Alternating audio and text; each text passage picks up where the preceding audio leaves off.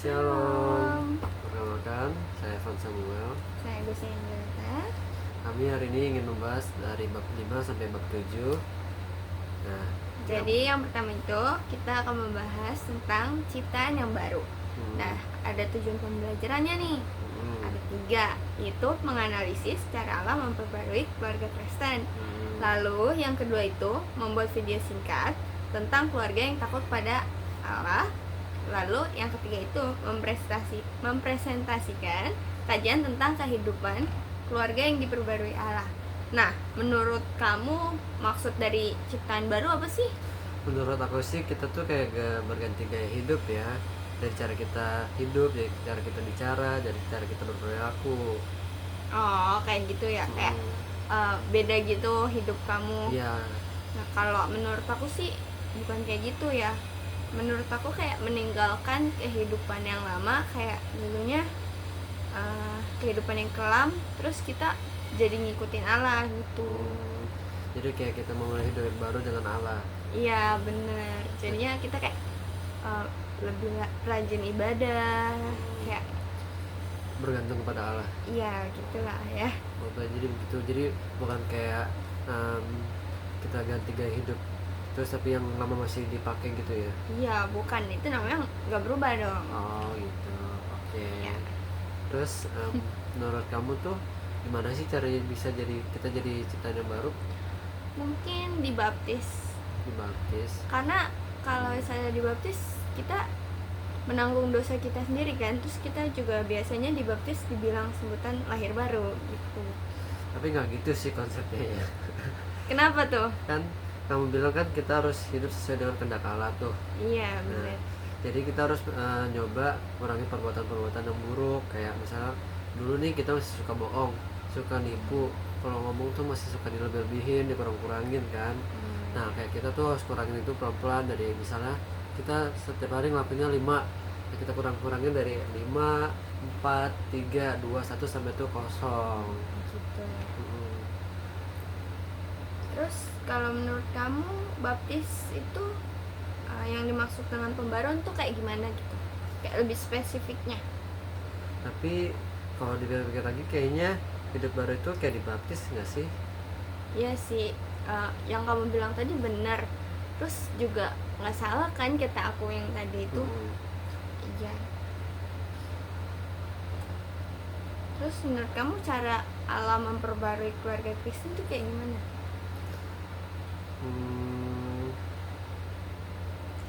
Kayak kita tuh bisa ngelakuin berbagai cara buat kita tahu cara Allah tuh memperbarui keluarga Kristen. Kayak cara yang pertama tuh kayak melalui firman Tuhan, kayak dengan mempelajari dan membaca Alkitab. Jadi kita tuh tahu apa sih yang dimaksud Allah, apa sih yang Allah mau sampaikan kepada kita. Nah itu terus dilakukan secara teratur. Jadi kita harus menerapkannya itu dalam kehidupan sehari-hari. Kayak misalnya kita harus berdoa sama Allah, kan itu doa tuh salah satu cara berkomunikasi kita dengan Allah kan. Jadi kayak kita berdoa bersama keluarga, terus kita bersama keluarga tuh saling membaca Alkitab bersama, dan juga kayak kita tuh beribadah bersama keluarga bersama-sama gitu. Jadi keluarga kita bisa diberkati sama Allah. Iya benar-benar. Terus menurut aku juga melalui persekutuan juga bisa gak sih? Iya sih, bisa betul. Karena kayak kita kan punya komunitas kayak Cool, kita punya teman-teman yang seiman, yang mau deket sama Tuhan. Jadi kita bisa belajar satu sama lain dengan yang lainnya gitu ya. Ya apalagi di gereja-gereja kan udah banyak kulto anak remaja gitu. Iya kan. benar. Terus misalnya kayak di luar gitu juga kita ada komunitasnya. Nah, terus kayak kita ada bertukar pikiran nih tadi. Gimana sih cara kamu untuk step kedepannya biar hidup kamu tuh bisa memperbarui hidupmu gitu? Kalau aku sih mungkin perhatiin orang di sekitar aku ya. Aku kayak coba dari hal kecil dulu, mulai nyapa orang, kayak terus habis itu berinteraksi sama orang, mau terbuka sharing dengan yang lain. Lebih terbuka dengan orang lain di sekitar kita lah ya. Lebih kayak bertukar pikiran cara ini benar gak sih gitu ya. Mungkin kayak gitu ya. Kalau kamu kayak gimana? Kalau aku sih bakal buat coba nggak labil sih ya, apalagi kan ya aku masih di usia remaja nih. Terus kayak mungkin aku lebih mendekatkan diri kepada Tuhan, kayak sering baca Alkitab juga. Jadi apa yang Tuhan maksudkan kepada aku tuh aku jadi lebih paham. Dan juga mungkin aku bakal sering ikut oleh kayak komunitas-komunitas remaja. Kayak pasti kan kita di sana dibimbing sama kakak-kakaknya kan, jadi mungkin aku bakal coba itu ke depannya. Berarti kamu sekarang udah ada akul apa belum nih? Kalau aku sih udah dapur, cuman masih nggak ngikutinnya tuh kayak di hari ibadahnya doang, nggak ngikutin di luar ibadah gitu. Oke. Itu dari bab 5 yang kita bahas itu menjadi ciptaan baru. Terus untuk bab 6 itu ada hubungannya nih, yaitu menjadi pribadi yang dewasa. Karena kita udah menjadi hidup baru, jadi kita harus lebih dewasa lagi kan pastinya. Nah, kita lanjut nih ke bab 6 yang tujuan pembelajarannya yaitu membandingkan sedikit 3 sikap hidup kekanak-kanakan dan sikap hidup dewasa dengan menjelaskannya. Terus yang kedua, ada mendaftarkan sedikit 3 kategori tentang kedewasaan hidup. Lalu yang ketiga itu membuat kolase tentang kedewasaan hidup. Nah, 3 sikap hidup kekanak-kanakan menurut kamu apa aja sih? Kalau aku sih kayak dari cara kita bersikap, kayak kita tuh suka nyalain orang lain. Kayak ciri-ciri itu kayak sering mencari korban-korban buat kita kambing hitamin gitu, kayak kita tuh Caci-caci gitu ya. kayak misalnya nih kita salah nih, tapi kita nggak mau ngaku salah, jadi kita kayak nyalain orang lain. Kayak misalnya aku numpain air, tapi aku nggak mau ngaku, kayak aku yang numpain. Terus orang ngomel kayak, ini siapa sih numpain air, terus aku nggak ngaku. Terus aku bilang aja kayak, itu tuh si Hervian tuh yang tumpain. Oh gitu Iya, ya. jadi kayak nggak mau nyalain diri Nggak mau sendiri, nggak mau salah, terus Takut salah. terus nggak mau bertanggung jawab. Iya. Nah, terus kayak aku tuh suka Menyepelekan. menyelesaikan masalah.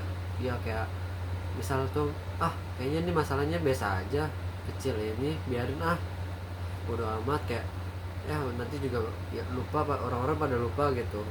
Kayak contohnya kamu juga belajar, terus kamu udah sebodo amat gitu gak sih, jadi males Ya juga. kayak aku tuh misal dari kalau belajar kayak PR ya, kayak ya udah sih masih lama ini dikumpulinnya, ntar aja deh, males, mau main game aja, mau scroll TikTok aja. Terus Itu anak muda sekarang banget sih ya. sekarang banget, soalnya Kayak kan menyepelekan segala hal, kayak terasa muda, malah sibuk nge-scroll ya. Terus ketagihan gitu gak sih? candu. Candu. Nah, kalau dari aku sih gitu. Ada lagi? Mungkin kayak takut berubah ya, kayak aku tuh maunya di zona nyaman aja, kayak nggak mau keluar dari zona nyaman, kayak buat nyari situasi yang baru. Jadi kayak aku mau ya udah, jadi aku nggak mau berkembang, kayak udah di sini aja deh gitu. Nah, kalau dari aku juga ada 3. Itu yang pertama itu tidak mau bertanggung jawab. Kayak sama kayak Evan di awal, itu kan termasuk tindakan tidak mau bertanggung jawab ya, menyalahkan orang lain, kayak cenderung cari jalan keluar yang maunya mudah aja gitu. Terus yang kedua itu merasa paling benar, kayak apa-apa dia yang selalu benar, gak mau disalahin intinya. Itu kekanak-kanakan banget sih ya, gak mau nerima kritik semua orang. Terus yang ketiga itu membutuhkan perhatian yang berlebihan, kayak pansos ya, Kayak nggak mau kayak mau diperhatiin terus gitu ya, kayak pusat gitu kan, primadona. kayak harus dia artisnya gitu ya. Iya.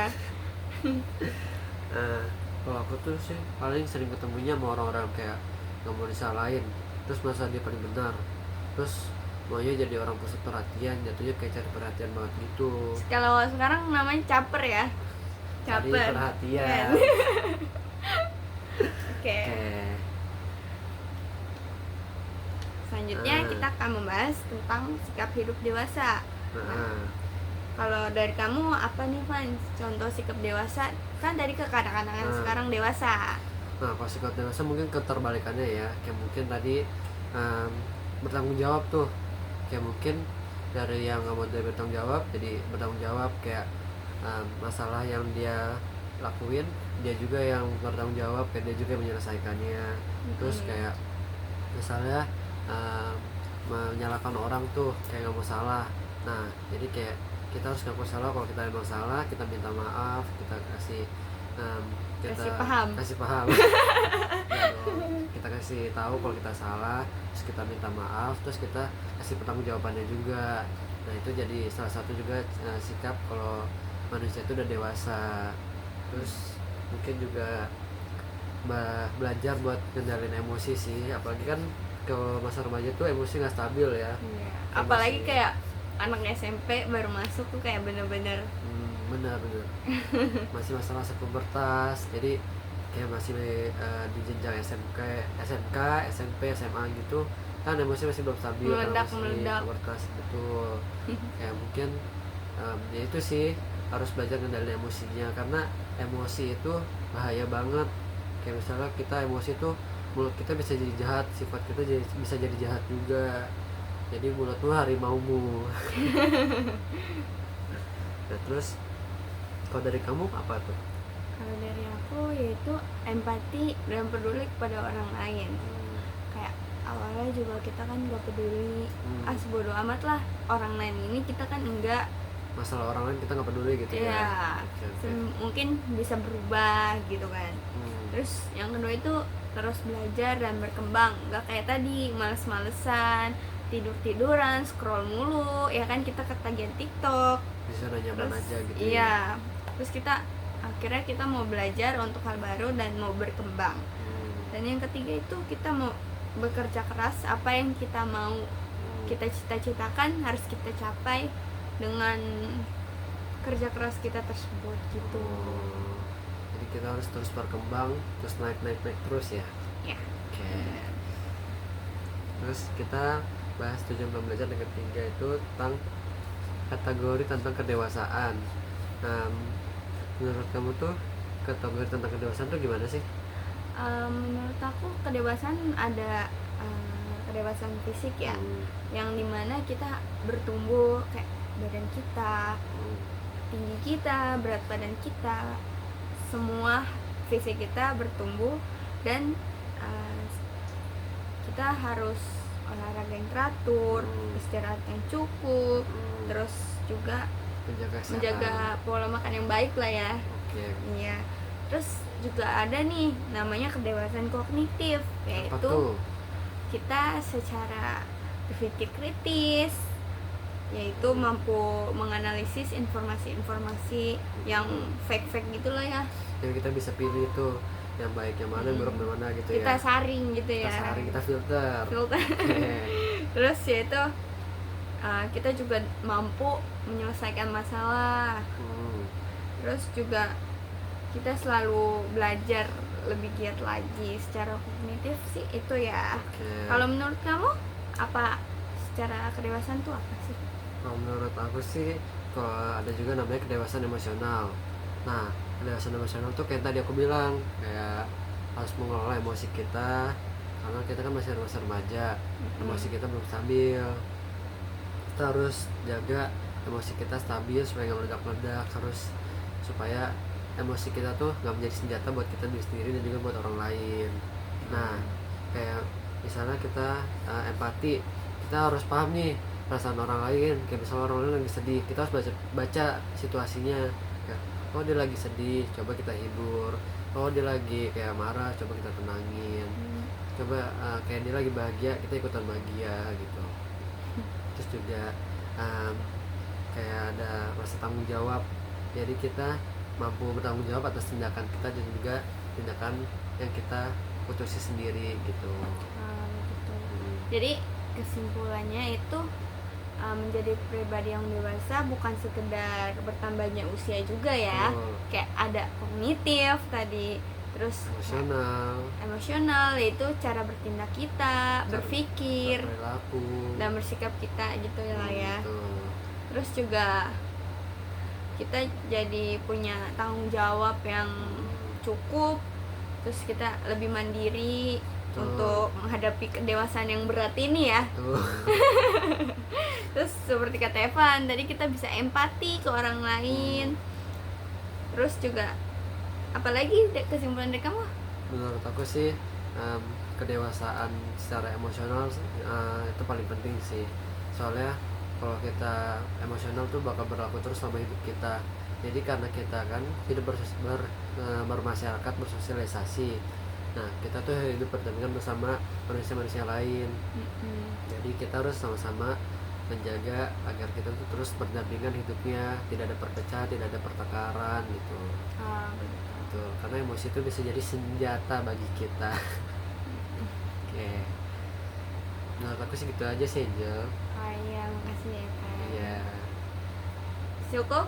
cukup. Sekarang kita masuk ke bab 7. 7. Bab 7 itu judulnya tentang Kucinta Keluarga Tuhan. Nah, tujuan pembelajarannya itu ada mendeskripsikan kehidupan keluarga Kristen. Yang kedua tuh membuat gambar karikatur tentang keluarga Kristen. Dan juga yang ketiga memperjelas arti keluarga dalam perspektif Kristiani. Nah, di sini ada kutipan Alkitabnya nih, yaitu Efesus 4 ayat 2 sampai 3. Nah, isinya itu, hendaklah kamu selalu rendah hati, lemah, lembut, dan sabar. Harus sabar gitu kan. Kata Alkitab juga harus sabar. Dan juga tunjukkanlah kasihmu dalam hal saling membantu, dan berusahalah memelihara kesatuan roh oleh ikatan damai sejahtera. Nah, itu yang Tuhan mau terhadap hidup kita. Nah, menurut kamu tuh gimana sih kehidupan keluarga Kristen tuh? Menurut aku tuh kayak kehidupan Kristen adalah suatu keluarga yang hidup dengan ajaran Kristus. Contohnya kayak kita kan Kristen tuh mau belajar mengasihi. Habis itu kita juga apa ya, memberi pengampunan kepada keluarga kita yang misalnya buat salah gitu kan. Terus kita mendukung keluarga kita, mendukung satu sama lain gitu. Iya, kayak hal kecil apapun kita harus dukung. Iya. Jadi kita Dan gimana tuh?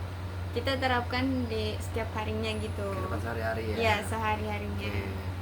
Terus kalau menurut aku sih kita juga bisa belajar gitu loh, saling mengasihi, kayak saling membantu satu sama lain. Kayak misalnya kita lagi jalan-jalan sama keluarga nih. Nah, kita ngeliat di jalan kayak ada, misalkan kalau di jalan kan mereka ada pengamen, ada badut gitu, ada manusia silver. Nah, mungkin kita bisa juga belajar untuk saling berbagi. Kayak itu kan kita bisa dapat pahala pertama. Kedua, itu tindakan yang baik. Terus ketiga itu kita membantu orang lain supaya misalnya kita kasih dia sedikit rezeki kita berbagi rezeki kita. Nah, itu walaupun sedikit dari kita tuh bisa banyak rezeki buat mereka gitu. Gitu jadi ya. berkat. Tapi kalau pengamennya kayak gitu ada 10 gimana tuh Pan? Atau 20 lewat nih, 20 sekali makan. Lebih ke ini aja sih, maksudnya kayak sesuai hati nurani kita mau ngasih berapa, mau ngasih berapa orang, mau ngasih jumlahnya berapa tuh tergantung kita aja sih. Kan itu juga mereka nggak maksa kita kan, jadi mau kasih silakan, mau kasih enggak. Tapi ya kalau bisa 20 pusing juga sih ya. Misal sekali ngasih suap gitu ya. Sekali ngasih 5.000 kali 20 udah 100.000. Makannya cuma 30.000 ya. Makannya cuma 50.000. Nasinya 100.000, pusing dong. Oke, Gitu. jadi intinya definisi keluarga Kristen itu keluarga yang berpusat kepada Kristus, yaitu menjadikan doa, firman, dan kasih sebagai pandangan kehidupan kita gitu ya. Nah, semisalnya kehidupan keluarga Kristen itu belum tertanam di keluarga kamu, apa yang kamu lakukan tuh Fanny? Kayak aku mulai bakal nunjukin kasih Kristus itu sih, kayak sikap dan tindakan aku, kayak aku bakal berubah mengikuti sesuai dengan kehendak Kristus. Terus juga aku bakal ngajak anggota keluarga yang lain supaya sama-sama belajar lah buat mengikuti kehidupan Kristen yang benar tuh gimana. Gitu ya. Terus menurut kamu arti keluarga Kristen dalam perspektif Kristiani itu apa sih? Keluarga itu kayak tempat dimana kita belajar, terus kita mempraktekkan kasih Kristus itu sih. Kayak kita harus menjadi cerminan kasih Kristus dalam kehidupan sehari-hari. Nah, dalam perspektif Kristiani, keluarga itu adalah komunitas kecil yang dipanggil untuk hidup dalam persatuan, pengampunan, dan juga saling mendukung sesuai dengan kehendak Tuhan.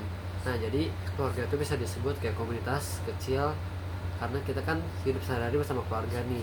Setiap hari banget tuh ya. Serumah sama keluarga, hidup sama keluarga, tinggal sama keluarga kan. Jadi menurut Tuhan sama Alkitab sih, keluarga tuh komunitas kecil kita buat kita saling belajar, saling support, saling mendukung buat mengikuti kehidupan sesuai dengan ajaran Kristen dan Kristus gitu. Terus kalau menurut kamu gimana sih cara kita memaafkan dan memperbaiki hubungan dengan sesama di keluarga Tuhan? Soalnya kan kita pasti namanya makhluk hidup, namanya manusia, pasti ada berbuat salah. Manusia nggak ada sempurna, yang sempurna cuma Tuhan Yesus. Nah, kalau di keluarga gimana sih caranya kita memaafkan sesama anggota keluarga? Yang pertama mungkin kita harus punya rendah hati ya, karena kita kalau kita salah kita harus minta maaf dulu kan, terus saling mengampuni biar gak ada dendam di antara kita. Terus juga karena Tuhan juga udah ngajarin kita kan mengampuni sesama. Iya, bahkan Tuhan udah mengampuni kita lebih dulu. Betul. Gitu. Ada tuh ayatnya kalau nggak salah, janganlah biarkan emosimu sampai matahari terbenam. Iya, nggak boleh tuh. Nggak boleh. Jadi marahnya cukup dari siang sampai sore atau Ya siang nggak sampai boleh siang. gitu juga sih. Lebih baik jangan sampai matahari terbenam karena Tuhan Yesus nggak memperbolehkan itu. Jadi kalau marah nggak boleh lama-lama ya teman-teman. Jadi kita diomongin harus diobrolin. Kayak kita harus sama-sama salah, kita harus ngaku salah juga.